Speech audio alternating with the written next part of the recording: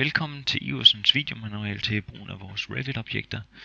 I det her afsnit vil jeg beskrive brugen af Iversens Detail Components.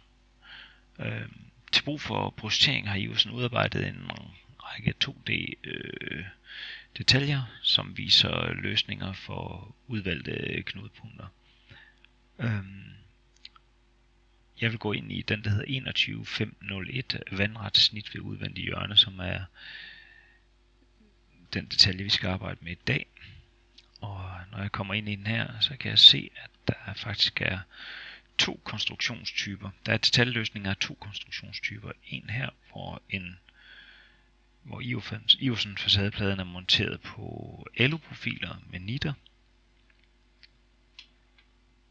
Og så er der en her, som viser facadepladen monteret på et underlag af afstandslister monteret med skruer. Og det er lige nøjagtigt den her detalje, som jeg vil vise, hvordan man får importeret i sit projekt. Vi går til projektet og går til stueplan. Det hjørne heroppe, det er det, jeg gerne vil have lavet en detalje af.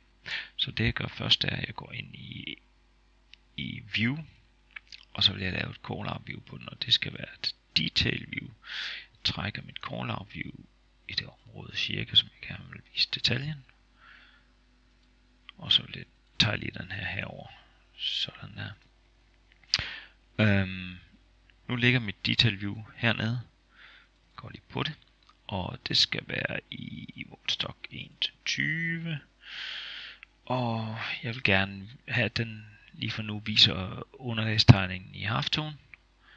Og at jeg gerne vil kalde den for detalje ved udvendig hjørne. Apply. Sådan der. Går lige ind og tegler. Den har vi brug for lige nu. Sådan der. Så har jeg stueplanen her og min detaljetegning her. Nu skal jeg så have importeret drafting viewet i den her detaljetegning. Og det gør jeg ved at gå ind i Insert from File, Insert 2D Elements from File. Går jeg ind og vælger den tegning, jeg vil importere fra, og det var den her 21501.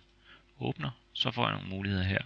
Og det er også fordi, der var to konstruktionstyper i en tegning.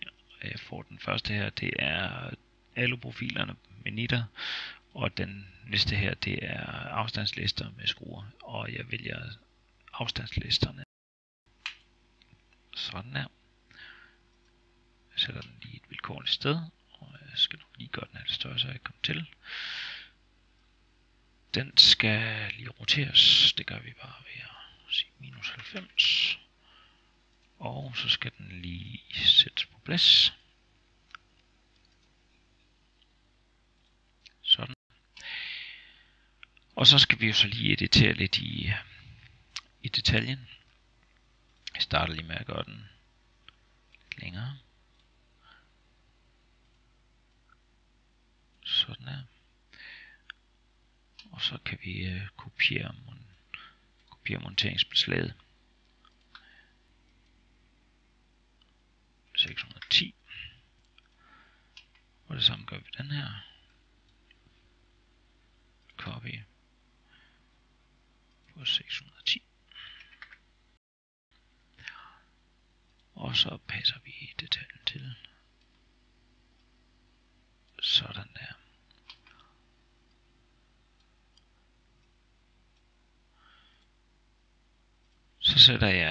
Så skjuler jeg underlagstegning. Og så er jeg i princippet klar til at kunne lægge den her detalje på et sheet. Jeg har lavet et sheet på foran her, hvor stueplanen allerede er importeret på. Og der vil jeg gå ind og trække detaljen ind. Sådan. Jeg skal lige have en viewport uden linje. Sætter den på plads. Så har jeg mit caller view, min detalje på plads. Og hvis jeg nu gerne vil kopiere teksten, så går jeg så selvfølgelig bare ind og åbner detaljen en gang mere.